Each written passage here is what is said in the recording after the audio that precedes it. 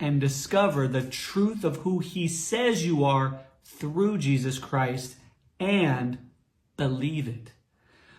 If we can't walk out the truth of who God says we are because we don't believe who we are in him, we might believe he is the way, the truth, and the life. We might believe he saved us. We might believe he is the truth. But if we don't believe the truth of who he says we are, we'll never live free. And that was the point of what Jesus was saying to these Pharisees.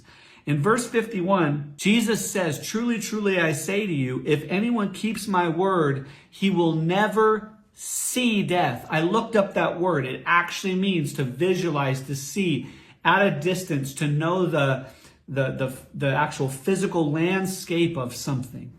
But immediately the Pharisees twist his words and they say, "Abraham died. We know you have a demon because you said, if anyone keeps my word, he will never taste death." I looked that word up as well.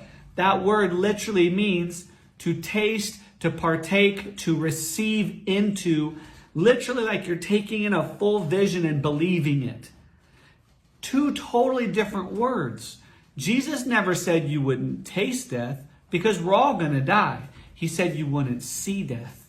In other words, we're not going to live in fear of death anymore, because when we pass off this tent, when we taste of the end of this physical body, we won't see death anymore. We will only see life. He was distinguishing that. Now, isn't it interesting that in the beginning, in the book of Genesis, when Adam and Eve are walking in the garden with God, and God tells them, you can eat of all the trees of the garden except the one that is the tree of the knowledge of good and evil in the midst of the garden. He says, the day you eat of that, you'll surely die. When Satan comes to Eve and Adam and deceives them, this is what he says. He says,